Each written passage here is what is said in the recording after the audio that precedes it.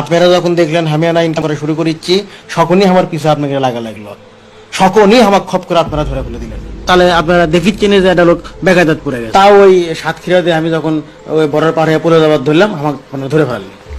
এতগুলো লোক মিলে আমাকে ধরলো, তা আমাকে তো করোনা আসবার পারে, ওরা কি হাতত স্যানিটাইজার মেখে ধরে বেড়াচ্ছিল, হাতত সাবান মাখছিল, কুটি সেই সাবান, কুটি সেই স্যানিটাইজার।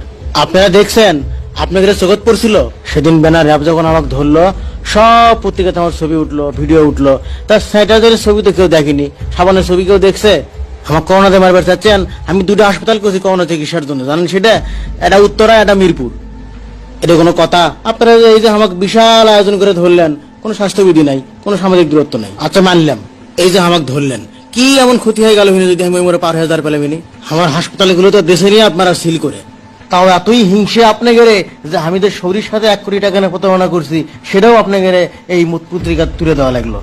তারপরে আবার আমার 3 বউলে কথা করছেন, ধরা না পড়লে তো আরো বিয়ে করলে মেনে। তারপরে আজ আমি যেগুলো টেলিভিশনের অনুষ্ঠানত আসি, টক শো করি, সেগুলো কথা হচ্ছে। আরে আমাদের এলাকার লোক ছাড়া কোন চ্যানেলের ক্ষমতা আছে নাকি যে টক শো চালাই? আপনি গেলে আমাকে নিয়ে এত বেশি হিংসা কেসো?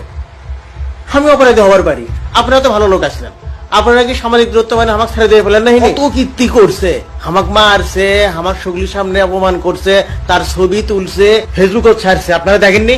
জানেন না আপনারা? তাহলে এখন রিমান্ডে নিয়ে আমাকে যে কি যে করবি, আমি ভয়ে আছি তো, আতঙ্কে আছি তো, তাই এখন রিমান্ডে নিয়ে আমাকে তো একজন করোনা রোগীর সাথে ছেড়ে দিবার পারে। আপনাদের কাছে আমার আরেক অনুরোধ আছে, আমাকে রিমান্ডে নিয়ে আপনারা ডিম থেরাপি দিবার পারেন, যা খুশি করে পারেন, কিন্তু দয়া করে করোনা রোগীর সাথে ছেড়ে দেবেন না। আপনাদের জন্য আমাকে বোরকা পরা লাগছে, আর কত? আপনারা আমাকে বোরকা পরাছেন, মহিলা বানাচ্ছেন, আর কত? আমার কি আর ইজ্জত বাকি আছে? কোন আপনি কিছু থাকলো আর আমার জীবনের, সেটা কোন তো? আজ আপনারা তো আমাকে ইচ্ছে মতো গাল পারিচ্ছেন। এই ঘটনার থেকে আপনাদের শিক্ষা লওয়া লাগবে। লেতার সাথে খারাপ হয়ে পোস্ট দিছি, সেলফি সবই কিন্তু করছিলাম আমি। তো আপনারা যারা ফস করে বহলে খবর চাচ্ছেন, চুরি করে বাটপারি করে, তাদেরও আমি করছি, ইনকেসিপের মধ্যে পড়ে যাবেন করলে, তাই করছি আমার লাগান ইনকে ফস করে বড় হবার না চায়, সৎ পথে কিছু করার চেষ্টা করেন, সেটাই ভালো হবে।